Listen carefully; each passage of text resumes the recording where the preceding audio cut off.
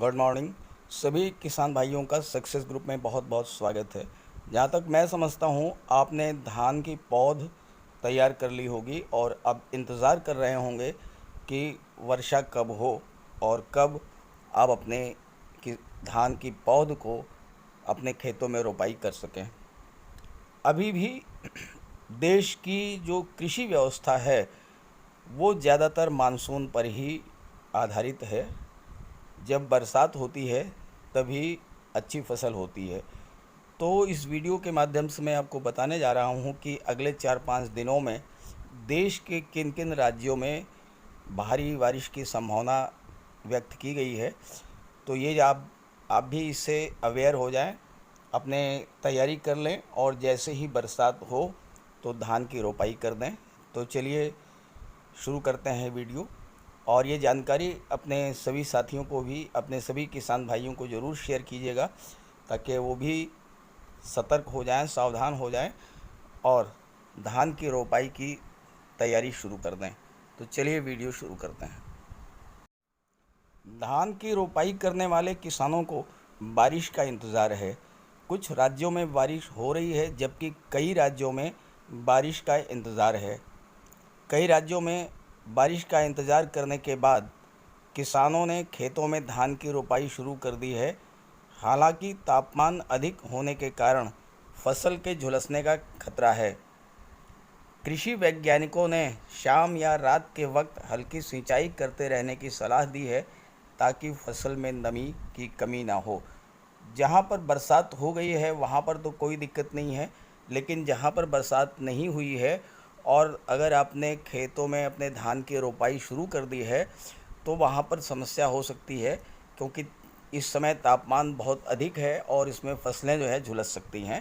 तो ऐसे में शाम या रात के समय जो है हल्की सिंचाई करते रहने की सलाह दी गई है ताकि फसल को कोई नुकसान ना हो। भारतीय मौसम विज्ञान विभाग के अनुसार बंगाल की खाड़ी में एक निम्न दबाव का क्षेत्र बनने से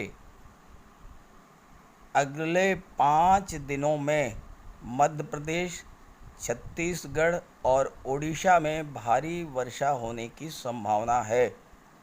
उत्तर प्रदेश के बारे में तो मैंने एक वीडियो पहले ही अपलोड कर रखा है कि उत्तर प्रदेश में 11 जुलाई और 12 जुलाई को भारी बारिश की संभावना व्यक्त की है मौसम विज्ञान विभाग के द्वारा। साथ ही साथ अगले 5 दिनों में यानी 11 से 16 जुलाई के बीच जो है वो मध्य प्रदेश, छत्तीसगढ़ और उड़ीसा, इन राज्यों में भारी बारिश होने की संभावना है।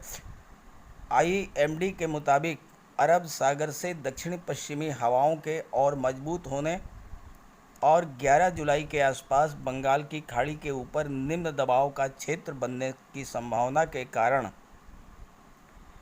पश्चिमी तट और इससे सटे प्रायद्वीपीय भारत में बारिश में वृद्धि होने की भी संभावना है।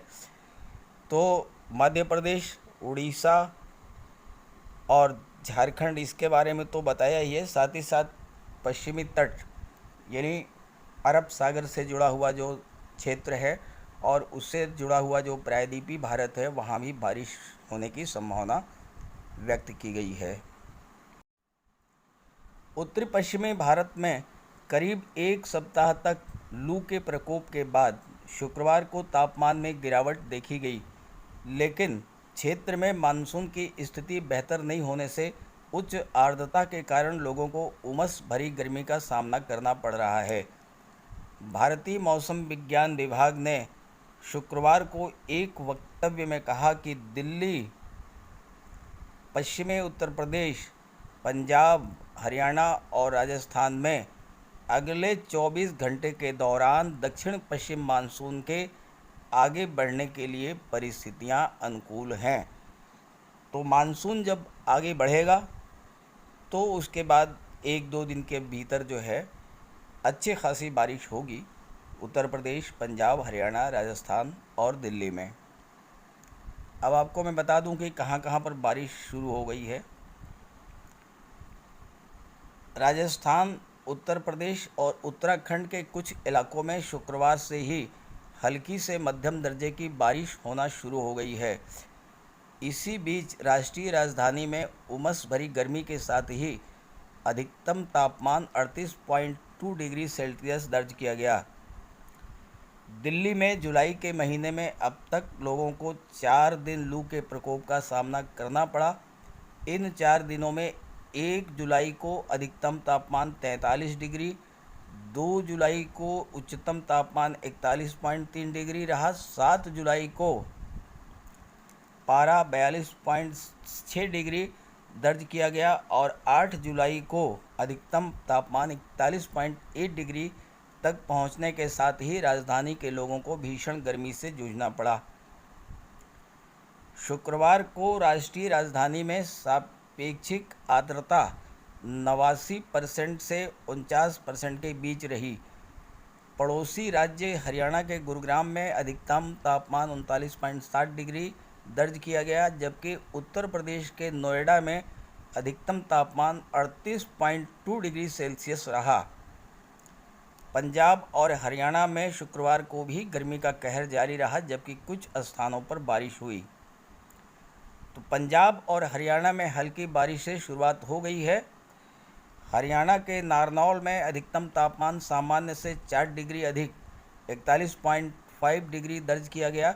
राज्य के अन्य स्थानों में हिसार में 41.1 डिग्री, जबकि करनाल में बरसात हुई है, 32 mm बरसात हुई है, वहां अधिकतम तापमान 34.8 डिग्री सेल्सियस रहा। पंजाब के अमृतसर, लुधियाना, पटियाला में अधिकतम तापमान 36.7, 35.7 और 35.6 डिग्री सेल्सियस दर्ज किया गया और इसी का परिणाम है कि लुधियाना और पटियाला में 0.6 mm और 7.5 mm बारिश हुई। दोनों राज्यों की संयुक्त राजधानी चंडीगढ़ में सुबह हल्की बारिश हुई और अधिकतम तापमान सामान्य से 2 डिग्री अधिक 36.8 डिग्री दर्ज किया गया। तो अब राजस्थान में अच्छी बारिश होने की उम्मीद जताई जा रही है। राजस्थान के कुछ हिस्सों जैसे बीकानेर संभाग के गंगानगर, हनुमानगढ़, बीकानेर और चूरू जिलों में शुक्रवार को बारिश और धूल भरी आंधी के साथ मानसूनी हवाएं चलीं। मौसम विभाग ने आने वाले दिनों में राजस्थान के विभिन्न हिस्सों में अच्छी बारिश होने की उम्मीद जताई है। कोटा, जयपुर, उदयपुर, भरतपुर और अजमेर संभाग के कुछ हिस्सों में मानसून के सक्रिय होने की संभावना के साथ राज्य के अधिकांश स्थानों पर शनिवार को बारिश होने की पूरी उम्मीद है।